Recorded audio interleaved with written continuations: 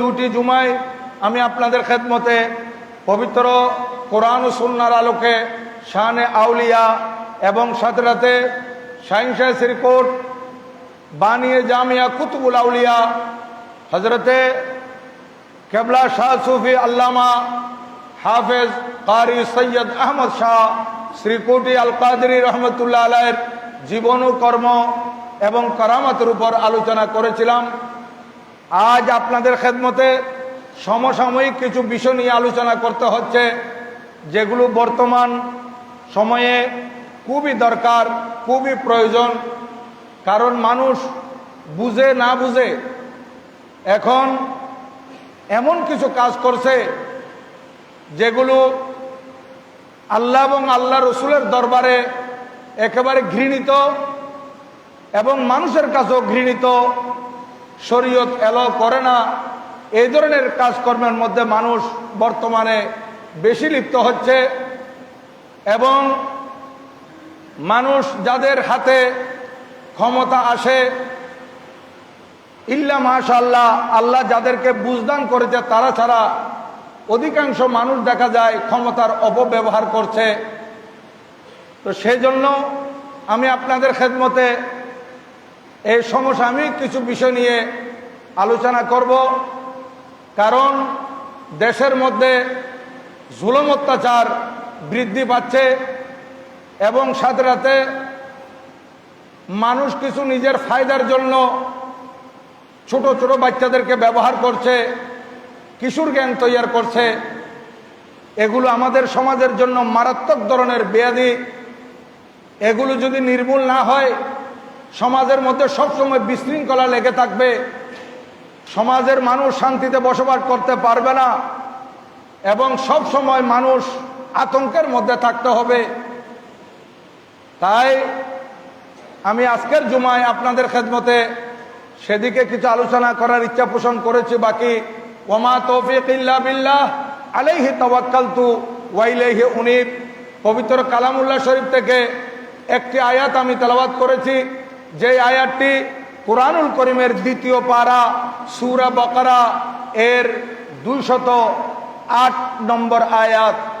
এই আয়াতে মহান রব্বুল আলামিন ঈমানদারদেরকে বলতেছেন, মুসলমান নরনারীদেরকে বলতেছেন, ইয়া আইয়ুহাল্লাযীনা আমানু, হে ঈমানদারগণ, উদখুলু ফিস সিলমি কাফা, তোমরা ইসলামের মধ্যে পরিপূর্ণ প্রবেশ করো। আমরা নামে মুসলমান থাকবো, আমলের মধ্যে থাকবো না, এটা ইসলামের মধ্যে পরিপূর্ণ প্রবেশ করা হবে না। আমরা যদি মুসলমান হই তাহলে আমাদেরকে সম্পূর্ণরূপে ইসলামের বিধিবিধান মেনে চলতে হবে, আইন কানুন মেনে চলতে হবে, শরীয়তের উপর আমল করতে হবে। এবং মহান রব্বুল আলামিন অন্যত্তরে কালামে পাকে ইরশাদ করতেছেন, ওয়ালা তামুতুন্না ইল্লা ওয়া আনতুম মুসলিমুন, তোমরা মুসলমান হওয়া ছাড়া মৃত্যুবরণ করো না। অর্থাৎ তোমরা ঈমান নিয়ে মৃত্যুবরণ করো। কি মানে? আল্লাহকে তোমরা ভয় করো এবং এমন আমল করো যাতে করে তোমরা মৃত্যুকালে তোমাদের কলমা নসিব হয়, ঈমান নসিব হয়। এবং মহান রব্বুল আলামিন আরেকটি আয়াতের মধ্যে ইরশাদ করতেছেন, ওয়ামান ইউতিল্লাহ ওয়া রাসূলাহু ফাকাদ ফাজা ফাওজান আযীমা, যারা আল্লাহ এবং আল্লাহ রসুলের আনুগত্য করেছে, আল্লাহ এবং আল্লাহ রসুলের দেওয়া বিধিবিধান মতো চলেছে, আল্লাহ এবং আল্লাহ রসুলের ফরমান অনুসরণ করেছে, ফরমানকে মেনে চলেছে, ফাকাদ ফাজা ফাওজান আযীমা, তারা সফল কাম হয়েছে, মহা সফল কাম, তারা কামিয়াব হয়েছে, বিশাল কামিয়াবি তাদের কাছে এসেছে, তাদের দুনিয়াও সুন্দর হয়েছে, আখিরাতও সুন্দর হয়েছে। এই জন্য আমাদেরকে লক্ষ্য রাখতে হবে, আমরা শুধু নিজের দিকে খেয়াল করতে হবে না, আমার পার্শ্ববর্তী যিনি আছেন ওনার দিকেও খেয়াল করতে হবে। ব্যবসায়ীরা যারা আছেন, ব্যবসার মধ্যে লাভ আছে, আল্লাহ পাক সুবহানাহু ওয়া তাআলা ব্যবসার মধ্যে বরকত দিয়েছেন, কিন্তু আবার শরীয়তের মধ্যে কিছু বিধিবিধান আছে। ব্যবসায়ীরা মাল ক্রয় করবে এবং বিক্রি করবে, বিদেশ থেকে মাল ইনপুট করবে এবং দেশের মধ্যে এগুলা সাপ্লাই দিবে। এগুলা দিতে গিয়ে তারা কিভাবে দিবে, কতটুকু লাভ করবে, এবং তারা মানুষদের জন্য কতটুকু আসান করতে পারবে, এগুলো সব কোরআন এবং হাদিসের মধ্যে বর্ণনা হয়েছে। আপনারা দেখতে পাচ্ছেন এখন বর্তমানে কিছু অসাধু ব্যবসায়ী সিন্ডিকেট করে কৃত্রিম সংকট তৈরি করে গরিব দুঃখী এবং নিম্ন মধ্যবিত্ত পরিবারের উপর জুলুম করতেছে। যারা পয়সাওয়ালা এদের কাছে তো অডেল মানি আছে, এরা দাম বাড়লেও কিনতে পারবে, দাম কমলেও কিনতে পারবে। কিন্তু যারা চাকুরিজীবী, যারা মাসে নির্ধারিত কিছু বেতন পায়, সামান্য বেতনে পরিবার চালায়, একটা জিনিস হুট করে যদি দাম বেড়ে যায় 40 টাকা থেকে যদি 300 টাকা হয়ে যায়, তাহলে ওই মানুষগুলোর কি অবস্থা হয়। আর আমাদের দেশ, এটা তো যদিও বা আমাদের সরকার মধ্য আয়ের দেশ বলতেছে, কিন্তু আমাদের দেশে গরিবের সংখ্যা অনেক বেশি, গরিব মানুষ খুব বেশি। আমাদেরকে গরিবের দিকে দেখতে হবে। কিন্তু আমাদের দেশে কিছু অসাধু ব্যবসায়ী যারা এরকম সিন্ডিকেট করতেছে, বিভিন্ন সময় বিভিন্ন পণ্যের দাম তারা হু হু করে বাড়িয়ে দিচ্ছে। দেখেন কিছুদিন আগে আপনারা দেখেছেন ডিমের অবস্থা, যখন ভোক্তা অধিকার সংস্থা এটা নিয়ে নামলো, তখন দেখা যাচ্ছে দেশের বিভিন্ন জায়গায় বিভিন্ন হিমাগারের মধ্যে আলুর স্থলে ডিম জমায়েত করছে। যেখানে আলু রাখে সেইখানে রাখতেছে ডিম। কেন? কৃত্রিম সংকট তৈরি করে দাম বৃদ্ধি করে এই 2-4-5 জন আঙ্গুল ফুলে কলা গাছ হবে আর গরিবের উপর জুলুম করবে।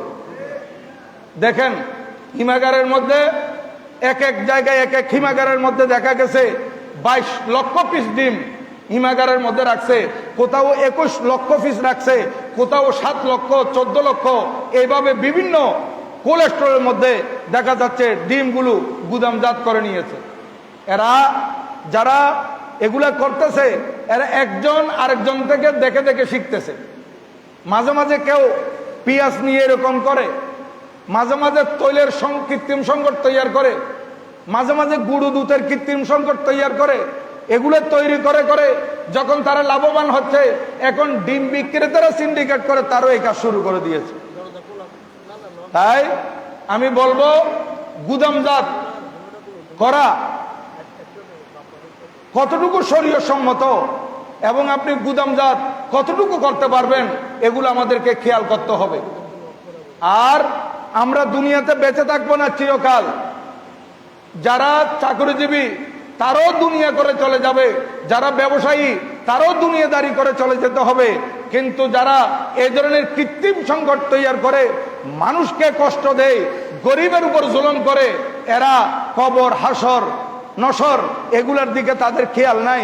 এরা মনে করতেছে দুনিয়াতে যতদিন আছে ততদিন খেয়ে দিয়ে ফুর্তি করে চলে যাবে। নাউজুবিল্লাহি মিন যালিক। তাই আমি বলবো এই যে গুদামজাত, এটা শরীয়তের মধ্যে মাকরুহ তাহরিমি বলা হয়েছে, এটাকে হারামের পর্যায়ে গুদামজাত করা। আল্লাহর প্যারা মাহবুব সাল্লাল্লাহু আলাইহি ওয়াসাল্লাম হাদিসে পাক ইরশাদ করেছেন, এটা সহিহ মুসলিম শরীফে হাদিসে পাক আছে, মেশকাত শরীফের 250 পৃষ্ঠার মধ্যে এই হাদিসে পাক কানে এসেছে। আন মুহাম্মদ রাদিয়াল্লাহু তাআলা قال قال رسول الله صلى الله عليه وسلم من احتكر فهو خاطئ। আল্লাহর প্যারা মাহবুব সাল্লাল্লাহু আলাইহি ওয়াসাল্লাম ইরশাদ করেন, যে ব্যক্তি গুদামজাত করবে, এহতেকার মানে গুদামজাত করা, মাল আটকে রাখা, মাল ধরে রাখা, যে ব্যক্তি গুদামজাত করবে ফাহুয়া খাতিউন, সে হচ্ছে বড় পাপিষ্ঠ। দেখেন যারা গুদামজাত করে, আবার গুদামজাত মানে এখানে দেখতে হবে শুধু গুদামজাত করলেই গুনাহগার হবে এরকম নয়। মনে করেন কিছু মাল বছরে একবার উৎপাদিত হয়, কিন্তু এটা সারা বছর মানুষের জন্য লাগে। এরকম কিছু মাল আছে যেগুলা ভোগ্যপণ্য, এগুলো সারা বছর মানুষের লাগে, কিন্তু আমাদের দেশে উৎপাদন হয় এক সিজনে। তাহলে এগুলো তো আমাদেরকে অবশ্যই গুদামজাত করতে হবে।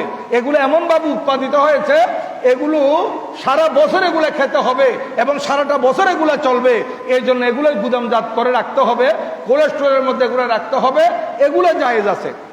কিন্তু কৃত্রিম সংকট তৈরি করার জন্য যারা গুদামজাত করে, এটা হচ্ছে সম্পূর্ণরূপে হারাম। এটা একদিনের জন্য হলো, 2 দিনের জন্য হলো যে আমি এগুলো আটকে রাখবো, আটকে রাখলে কৃত্রিম সংকট তৈরি হবে, বাজারের মধ্যে মাল কম পাওয়া যাবে, তখন মাল চড়া হয়ে যাবে, দাম বেড়ে যাবে, তখন আমি আস্তে আস্তে ছাড়বো। ইন্নামাল আমালু বিন্নিয়াত, মানুষের সম্পূর্ণ আমল নির্ভর করে নিয়তের উপর। দেখেন তার নিয়তটা খারাপ, এই নিয়তের কারণে সে গুনাহগার। এদিকে আল্লাহর পেয়ারা মাহবুব সাল্লাল্লাহু আলাইহি ওয়াসাল্লাম আরেকটা হাদিসে পাকে বর্ণনা করেন। এই হাদিস কানা ইবনে মাজাহ শরীফের মধ্যে আছে, মুসনাদ দারিমির মধ্যে আছে, মিশকাত শরীফের 251 পৃষ্ঠার মধ্যে আছে। আন উমর রাদিয়াল্লাহু তাআলা আনহু আনি নবী সাল্লাল্লাহু আলাইহি ওয়াসাল্লাম قال আল জালিবু মারজুকুন ওয়াল মুহতাকিরু মালউনুন। আল্লাহর পেয়ারা মাহবুব সাল্লাল্লাহু আলাইহি ওয়াসাল্লাম ইরশাদ করেন, আল জালেব, জালেব বলা হয় ইম্পোর্টার, যারা বিদেশ থেকে মাল ইনপুট করে। এই সমস্ত ইনপুটারেরা এরা মাল বিদেশ থেকে আনলো, আনার পরে সহনীয় পর্যায়ে করে মানুষের মাঝে, অথবা যারা ক্রয় করে তাদের থেকে যারা ফরওয়ার্ড কিনে তাদের কাছে ছেড়ে দিল। আল্লাহর নবীজি বলেন এই ধরনের ইম্পোর্টার এলা মরজুকুন, এদের রিজিক আল্লাহ বাড়িয়ে দেয়। দেখেন হাদিসে পাক আল্লাহর নবীজি ইরশাদ করেন, ওই সমস্ত ইম্পোর্টাররা, ওই সমস্ত আমদানিকারকেরা যারা মাল ক্রয় করে আনে বাহির থেকে, এবং মানুষের মধ্যে যাতে কৃত্রিম সংকট তৈরি না হয় এবং সে অল্প লাভ করে, মানুষের মাঝে সুন্দরভাবে এই মালগুলো আসার জন্য তারা ফরওয়ার্ড বিক্রি করে দিচ্ছে, এই ধরনের লোকগুলা মরজুক, আল্লাহ তাদের রিজিকের মধ্যে বরকত দিবে। দেখেন, এবং ওয়াল মুহতাকিরু মালউনুন, এদের থেকে ফরওয়ার্ড কিনে যারা গুদামজাত করে ফেললো, আমি তো ইম্পোর্টার থেকে নিয়ে ফেললাম, এখন আমি এগুলো গুদামজাত করে ফেলবো, মাল যখন পাওয়া যাবে না তখন আমি দাম বাড়লে আস্তে আস্তে ছাড়বো, এইরকম নিয়ত করে যারা গুদামজাত করে, ওয়াল মুহতাকিরু মালউনুন, আল্লাহর নবীজি বলেন এই ধরনের গুদামজাত কারকেরা অভিশপ্ত আল্লাহর পক্ষ থেকে, এরা অভিশপ্ত বলা হয়েছে। এবং আরেকটি হাদিসে পাকের মধ্যে আল্লাহর নবী ইরশাদ করেন, আন উমর ইবনুল খাত্তাব রাদিয়াল্লাহু তাআলা আনহু قال سمعت رسول الله صلى الله عليه وسلم يقول من تاكر على المسلمين طعامهم ضرب الله بالجزام والافلاس। এই হাদিসে পাক কানা ইবনে মাজাহ শরীফ আছে, মিশকাত শরীফের 251 পৃষ্ঠার মধ্যে আছে। আল্লাহর নবীজি ইরশাদ করতেছেন, হযরত সাইয়্যিদানা আমিরুল মুমিনিন ইসলামী জাহানের দ্বিতীয় খলিফা ওমর ইবনুল খাত্তাব রাদিয়াল্লাহু তাআলা বলতেছেন, আমি শুনেছি নবীজি এই ইরশাদ করেছেন কি, যারা মানি তাগারা আলাল মুসলিমিনা তাআমাহুম, যারা সাধারণ মুসলমান, যারা সাধারণ মানুষের খাদ্যকে গুদামজাত করে রেখেছে, মানি তাগারা আলাল মুসলিমিনা তাআমাহুম, যারা সাধারণ মুসলমান, সাধারণ মানুষের খাদ্য কুক্ষিগত করে রেখেছে, আটকে রেখেছে, গুদামজাত করেছে, এরা আল্লাহর পক্ষ থেকে কিরকম অভিশপ্ত। দেখেন আমার নবীজি ইরশাদ করতেছেন, এটা নবুয়তের জবানের বাণী, দারাবাল্লাহু বিল জুজামি ওয়াল ইফলাস, আল্লাহ পাক সুবহানাহু ওয়া তাআলা তাকে এমন কঠিন বিপদে ফেলবে, তার দৈহিক এবং আর্থিক দুটাই তার সংকটাপন্ন হবে, দুইটা খারাপ অবস্থার মধ্যে আল্লাহ পাক তাকে পতিত করবে। একটা হচ্ছে দৈহিক, কোনটা? বিল জুজাম, আল্লাহ পাক তাকে কুষ্ঠরোগী করে দিবে। দেখেন তার শরীর পচে পচে পড়বে। যারা মানুষের মাঝে কৃত্রিম সংকট তৈরি করে সাময়িকভাবে লাভবান মনে করতেছে, কিন্তু নবীজি ইরশাদ করেছেন আল্লাহ পাক তাকে কুষ্ঠরোগী হিসেবে করে দিবেন, তার শরীরের হাড়, তার শরীরের গোস্ত পচে পচে পড়বে, ওয়াল ইফলাস, এবং আল্লাহ পাক তাকে দারিদ্রতার দিকে ঠেলে দিবে। যারা এই সমস্ত কাজ করে, দেখেন অনেক মানুষ গুদামজাত করে আঙ্গুল ফুলে কলা গাছ হয়, চড়া মূল্যে বিক্রি করে, কিন্তু পরবর্তীতে দেখাতে সে দেওয়ালি হয়ে গেছে।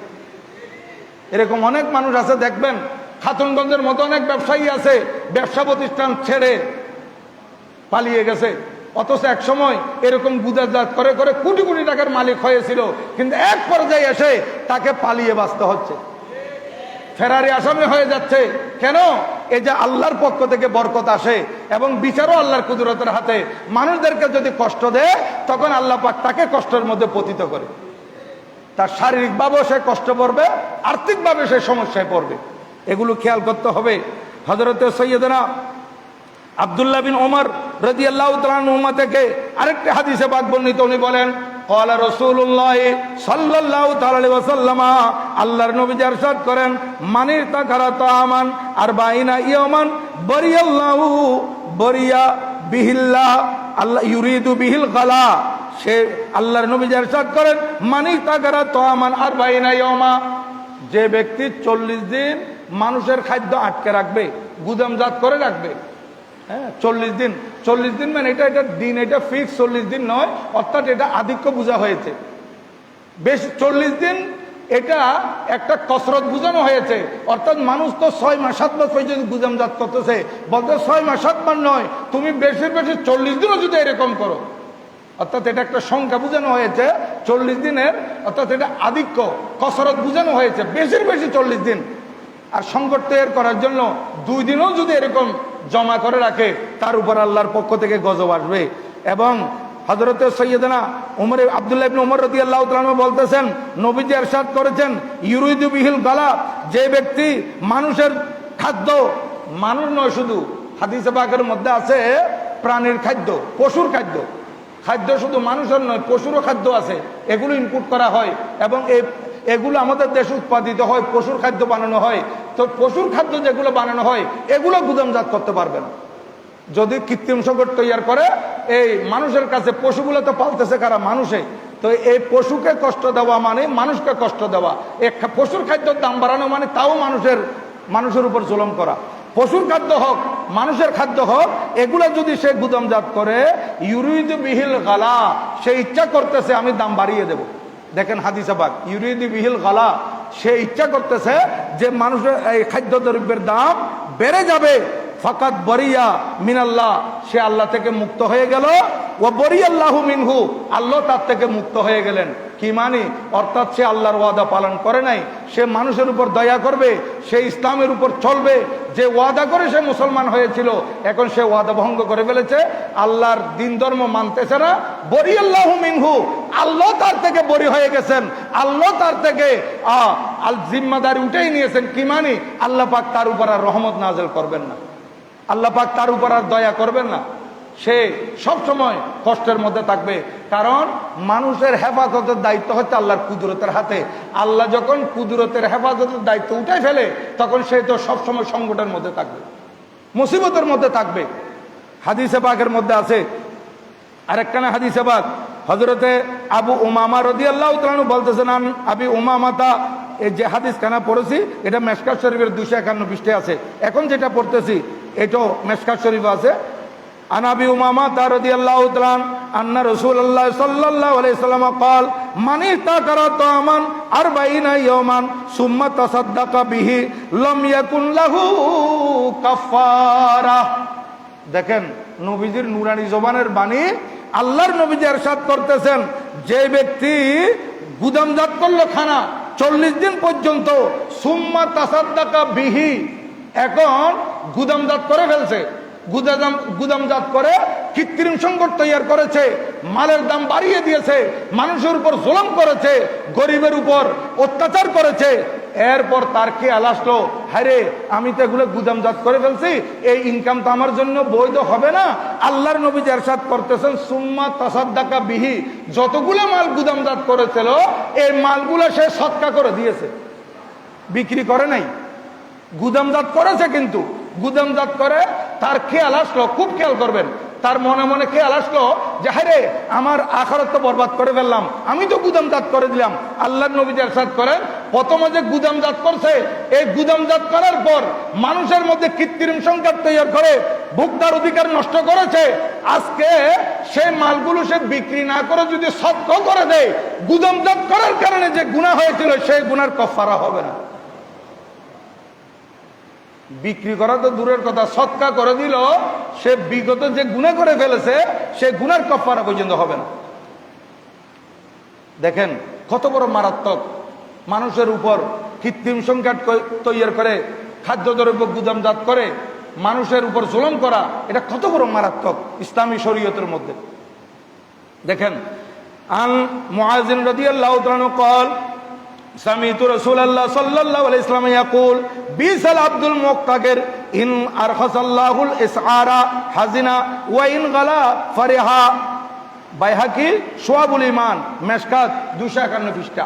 দেখেন হযরত সাইয়েদনা মুআয বিন জবল রাদিয়াল্লাহু তাআলা উনি বর্ণনাকারী হাদিসে পাক উনি বর্ণনা করতেছেন আমি নবীজিকে এই কথা বলতে শুনেছি। নবীজি ইরশাদ করেছেন বিসাল আব্দু, ওই বান্দা কত ঘৃণিত, ওই বান্দা কতই না খারাপ, কতই না ঘৃণিত কে আল মুহতাকের গুদামজাতকারী ইন আরখাসাল্লাহুল আসআরা হাজিনা, দ্রব্য মূল্যের দাম যখন বেড়ে গেছে তখন সে খুশি হয়ে গেছে। গুদামজাত করার পর দাম যখন বেড়ে গেছে তখন সে খুশি হয়ে গেছে। ওয়াইন যদি আল্লাহ পাক সুবহানাহু ওয়া তাআলা ইন আরখাসাল্লাহুল আসআরা হাজিনা, আল্লাহ যখন আল্লাহর পক্ষ থেকে গুদামজাত করার পরও দ্রব্য মূল্যের দাম বাড়ায় নাই, আল্লাহ পাক বাড়তে দেয় নাই। দেখেন এটা আল্লাহর কুদরতের হাতে। গুদামজাত করার পরেও মালের দাম বাড়ে নাই, হাজিনা সে পেরেশান হয়ে গেছে। সে বলতেছে আমি এতগুলো গুদামজাত করলাম, এখন মাল তো দাম বাড়ে নাই, আমি যেটা খেয়াল করেছিলাম আমার ইচ্ছা তো পূরণ হয় নাই। হাজিনা সে পেরেশান হয়ে গেল। আল্লাহর নবীজি বলতেছেন সে কতই না ঘৃণিত মানুষ, যে দাম না বাড়লে চিন্তিত হয়ে যায়, দাম না বাড়লে এটা নিয়ে টেনশন ফিল করে হাজিনা। এবং ওয়াইন গালা ফারেহা, যখন দ্রব্য মূল্যের দাম বেড়ে যায় তখন সে উৎফুল্ল হয়ে যায়, খুশি হয়ে যায়, দাম বেড়ে গেছে আমি এখন অনেক টাকার মালিক হয়ে যাব। আল্লাহর নবীজি বলতেছেন তার চাইতে নিকৃষ্ট মানুষ আর নাই, সে কতই না খারাপ মানুষ। তাহলে আমি আপনাদের খেদমতে আরজ করলাম যে এই দ্রব্য মূল্য যারা এই গুদামজাত করে, দ্রব্য মূল্যের দাম বাড়ানোর জন্য যারা গুদামজাত করে এরা কত বড় নিগৃহীত, এরা কত বড় ঘৃণিত, এরা কত বড় খারাপ মানুষ। এবার চিন্তা করে দেখেন। তো আমার যারা লাইভ শুনতেছেন, আমি যারা এই সমস্ত অসাধু ব্যবসায়ী এবং যারা সিন্ডিকেট করে, যারা কৃত্রিম সংকট তৈরি করে, তাদের প্রতি আমি আহ্বান করব, ভাই এটা সরকার সবকিছু সরকার কন্ট্রোল করতে পারে না, সবকিছু সরকার এটা নিয়ন্ত্রণ করতে পারে না। কারণ সরকারের কাছে আইন শৃঙ্খলা বাহিনী আছে কত, আর জনগণ আছে কত। এই সব সময় তো একজনের পিছিয়ে একটা পুলিশ দেওয়া সম্ভব না। তা আপনি যদি নিজে সংশোধন না হন, আপনাকে সংশোধন কে করবে? আমাদেরকে নিজেকে নিজে ভালো হতে হবে, আল্লাহকে ভয় করতে হবে। আমি যদি ভালো হতে চাই, সর্বপ্রথম আমার অন্তরে আল্লাহর তাকওয়া, আল্লাহর ভয় অন্তরের মধ্যে আনতে হবে। আমি যদি আল্লাহকে ভয় করি তাহলে আমি এই কৃত্রিম সংকট তৈরি করব না। আমি যদি আল্লাহকে ভয় করি তাহলে আমি দ্রব্য মূল্যের দাম কৌশলে বাড়িয়ে দেব না। আমি যদি আল্লাহকে ভয় করি আমি জনগণের উপর জুলুম করব না। আমি সবসময় চাইবো আমিও শান্তিতে থাকি, আমার দেশের জনগণও শান্তিতে থাকুক। কারণ একজন মানুষের কাছে কত টাকা লাগে। আজকে দেখেন আমাদের দেশে এখন রিজার্ভ অনেক কম। কেন? যেহেতু আমাদের দেশে যারা ক্ষমতাবান আছে এরা ক্ষমতার অপব্যবহার করতেছে এবং আমাদের দেশ থেকে টাকা পাচার করে বাইরে নিয়ে যাচ্ছে। এরকম অনেক মানুষ আছে দেখেন ক্ষমতাবান, কোথায় আমেরিকার মধ্যে বাড়ি করতেছে, লন্ডনে বাড়ি করতেছে, কানাডা বেগম পাড়ার মধ্যে বাড়ি করতেছে। এরা চিন্তা করতেছে যে আমি দেশে থাকলে কি করব, আমি বাইরে চলে যাব। তো আপনি কানাডা বেগম পাড়ায় কি স্থায়ীভাবে কিয়ামত পর্যন্ত থেকে যেতে পারবেন? আমেরিকা লন্ডনে থেকে যেতে পারবেন? নয়। আপনি যেখানে যান না কেন আপনাকে দুনিয়া থেকে চলে যেতে হবে। তাহলে আপনি যে এখান থেকে টাকা পাচার করে আমি আমার দেশকে আমি ভালোবাসি, আমার দেশ বাংলাদেশ, বাংলাদেশকে আপনি ভালোবেসে বাংলাদেশের টাকাগুলো বাইরে নিয়ে যাচ্ছেন, এটা তো মুনাফিকি। এর চাইতে বড় মুনাফিক আর কি হতে পারে? একদিকে মুখে বলতেছেন আমি আল্লাহকে ভালোবাসি, ক্ষমতা নেওয়ার পর শপথ বাক্য পাঠ করেছেন যে আমি দেশকে ভালোবাসবো, দেশের উন্নয়নে কাজ করব, দেশের মানুষের সেবা করব। তাহলে দেশের মানুষের সেবা, দেশের উন্নয়ন, দেশকে ভালোবাসা, এই অর্থ যে এই বিগত 10 বছরের সিআইডি রিপোর্টের মধ্যে আমি দেখলাম ইউটিউবে ঢুকে খবরের মধ্যে যে এই 10 বছরে এর আগে বিভিন্ন সরকারের আমলে তো পাচার হয়েছে, এখন যেহেতু মিডিয়ার যুগ এটা বেশি বেশি প্রচার হচ্ছে। এই বিগত 10 বছরের ইতিহাসে 6.5 লক্ষ হাজার কোটি টাকা পাচার হয়ে গেছে। 6.5 লক্ষ হাজার কোটি। এমনি বলে ফেলছি যে 1 সেকেন্ড লাগে নাই, কিন্তু ফিগারটা দেখেন 6,600,000 কোটি টাকা যদি পাচার হয়ে যায় সিআইডি রিপোর্টে, তাহলে দেখেন এগুলো আমাদের দেশ থেকে চলে গেছে, তাহলে এরা আমাদের দেশকে কানা করে দিচ্ছে। যারাই করতেছে, যারাই করুক, এরা কিন্তু অপরাধী। আজকে একটা সিটকা চুর, জুতা চুর, মোবাইল চুর পাইলে তাদেরকে কত মারতেছে, আর যে কোটি কোটি টাকা চুরি করতেছে কলমের খোসায়, এদের কি বিচার হচ্ছে? দেখেন আজকে একটা যমুনা সেতু, পদ্মা সেতু একটা তৈরি করতে গিয়ে হিমশিম খেতে হয়েছে। পদ্মা সেতু, এই পদ্মা সেতু খরচ দেখলাম আমি 3,745 কোটি 60 লক্ষ টাকা। 3,745 কোটি 60 লক্ষ টাকা ব্যয় হয়েছে পদ্মা সেতুতে। তাহলে এই বিগত 10 বছরে যদি 6.5 লক্ষ কোটি হাজার টাকা পাচার হয়ে যায়, তাহলে কয়টা যমুনা সেতুর টাকা পাচার হয়ে গেছে চিন্তা করে দেখেন। পদ্মা সেতুর কয়টা পদ্মা সেতুর? এটা তো বাংলাদেশের রাস্তাঘাট আপনি স্বর্ণ দিয়ে বানিয়ে দিতে পারতেন। কি আমি দেশকে ভালোবাসলাম, আমি দেশকে মহব্বত করি, দেশকে ভালোবাসি, দেশের মেরুদণ্ড ভেঙে দিচ্ছি, তারপরে দেশকে ভালোবাসি, এরকম বললে হবে না। আমরা মুসলমান, আমাদেরকে আল্লাহকে ভয় করতে হবে, আমরা শরীয়ত মোতাবেক চলতে হবে। আমরা যদি শরীয়ত মতে না চলি, তাহলে আমাদের অবস্থা দুনিয়া তো খারাপ হবে, আখিরাতের মধ্যে খারাপ হবে। আর আমরা যারা যেখানে আছি, যার যে ক্ষমতা আছে, আমরা যদি ক্ষমতার সঠিক ব্যবহার করি, তাহলে আমি দুনিয়াতেও লাভবান, আখিরাতেও লাভবান। আল্লাহ পাক সুবহানাহু ওয়া তাআলা বলেন যে ইন্নাল্লাহা ইয়ামুরু বিল আদলি ওয়াল ইহসান, আল্লাহ পাক তোমাদেরকে নির্দেশ দিয়েছেন ইনসাফ করার, ইনসাফ করার নির্দেশ দিয়েছেন। যেমন মনে করেন কোর্টের মধ্যে ম্যাজিস্ট্রেট আছে, জজ আছে, তারপরে এদিকে কমিশনার আছে, ইউনিয়নের চেয়ারম্যান আছে, মেম্বার আছে, মেয়র আছেন, এইভাবে ডিসি আছেন, এডিসি আছেন, প্রত্যেকে আপন আপন জায়গায় ক্ষমতাবান। তো ওনাদের কাছে যখন বিচার যাবে, তখন ওনারা যদি সঠিক ইনসাফ করে, এই সঠিক যারা ইনসাফ করবে, সঠিক যারা ব্যয় করবে, সঠিক যারা বিচার করবে, আল্লাহর নবী ইরশাদ করেন কিয়ামতের ময়দানে যেদিন কোনো আশ্রয় থাকবে না, শুধু আল্লাহর আশ্রয় থাকবে, আল্লাহর ছায়া ছাড়া, আল্লাহর কুদরতের আশ্রয় ছাড়া যেদিন মানুষ কোনো আশ্রয় পাবেন না, সেদিন 7 প্রকারের মানুষকে আল্লাহ পাক কুদরতের ছায়া তলে আশ্রয় দিবে। এর মধ্যে প্রথম নম্বর হচ্ছে সঠিক বিচারক, যারা নিজে নিয়ে বিচার করবে। ইয়া রাসূলুল্লাহ সাল্লাল্লাহু আলাইহি ওয়াসাল্লাম, ইয়া গোসলাল মুস্তাকিম, জিন্দাবাদ জিন্দাবাদ। যারা নিয়ে বিচার করবে। এখন আমাদের দেশে যে একজন আরেকজন থেকে দেখে দেখে যদি ঘুষ খাওয়া আরম্ভ করে, বিচারকরা যদি ঘুষ খায়, তাহলে আপনি বিচার কিভাবে পাবেন? বিচার প্রশ্ন তো আসে না। কন্ট্রাক্টে যদি আপনি বিচার ব্যবস্থাকে যদি আপনি কন্ট্রাক্টের ভিতর নিয়ে আসতে পারেন, তাহলে এটা আর কিরকম হলো? এই বিচারক তো আপনার হাতের পুতুল হয়ে গেল, আপনার থেকে টাকা নিয়ে আপনার কাছে বিক্রি হয়ে গেল। এরা দুনিয়া তো ঘৃণিত, আখিরাতও ঘৃণিত। কারণ সে টাকা নিয়ে আরেকজনের উপর জুলুম করলো, সে জুলুম করার কারণে সেই বিচারক কিয়ামতের ময়দানে উঠবে, তার চেহারা কুটকুটে কালো হবে, বিশ্রী হবে কিয়ামতের ময়দানে।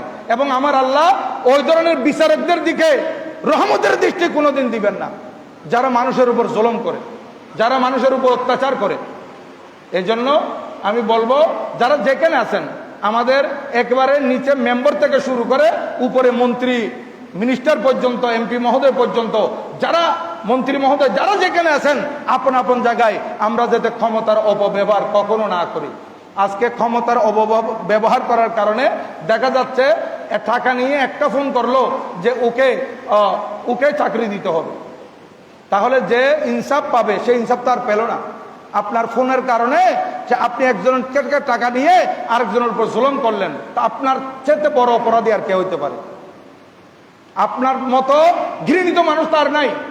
আজকে আমাদের দেশে শত শত ছাত্র যারা ভালো রেজাল্ট করতেছে, ফার্স্ট ক্লাস ফার্স্ট হচ্ছে, ফার্স্ট ক্লাস সেকেন্ড হচ্ছে, যারা আইনগত প্রথমে চাকরি পাবে, এখন দেখা যাচ্ছে যে ফোনের কারণে ফার্স্ট ক্লাস ফার্স্ট তো দূরের কথা, ফার্স্ট ক্লাস ফার্স্ট সেকেন্ড তো দূরের কথা, ফার্স্ট ক্লাসও পায় নাই, সেকেন্ড ক্লাস পেয়েছে, সে টাকা দিয়ে সে চাকরি নিয়ে নিচ্ছে। তাহলে ফার্স্ট ক্লাস ফার্স্ট যে হয়েছে তার উপর কত বড় জুলুম হয়েছে। সে এত কষ্ট করে লেখাপড়া করে আজকে ভালো রেজাল্ট করলো, কিন্তু তার মনটা ভেঙে গেছে। তার মন ভাঙেন নাই, আনবে আল্লাহর আরশও ভেঙে দিয়েছে। আল্লাহ পাক সুবহানাহু ওয়া তাআলা আমাদেরকে সঠিকটা বুঝে আমল করার তৌফিক দান করুন, সবাই বলুন আমিন। সম্মানিত উপস্থিতি, আগামী জুমায় আপনাদের খেদমতে আমি হজের উপর আলোচনা করতে হবে, যেহেতু এই হজের উপর আলোচনার হয় নাই, কারণ শাওয়াল মাস থেকে হজের মাস আরম্ভ হয়ে গেছে। এই জন্য একটি জুমা পাবো, এই জুমায় আমি হজের আলোচনা করব, কারণ এর পরের জুমায় আমাদেরকে খাজেগান খলিফা জাজিলান হযরতে খাজা আব্দুর রহমান চরবি খিজরি রাদিয়াল্লাহু তাআলার উপরে কিছু আলোচনা করতে হবে। এইভাবে যে সময় যে জুমায় যে সাবজেক্টটা আছে এটার উপর আমি আলোচনা করতে চাই। তো আল্লাহ পাক সুবহানাহু ওয়া তাআলা আমাদেরকে আমল করার তৌফিক দান করুন। আল্লাহকে ভয় করে, আখিরাতকে ভয় করে, পরকালকে বিশ্বাস করে আমরা যদি কোরআন সুন্নাহ মোতাবেক চলতে পারি, সেই তৌফিক আল্লাহ পাক আমাদেরকে দান করুন আমিন। ওয়া মা আলাইনা ইল্লাল বালাগ। ওয়া আসসালামু আলাইকুম ওয়া রাহমাতুল্লাহি তাআলা ওয়া বারাকাতুহু।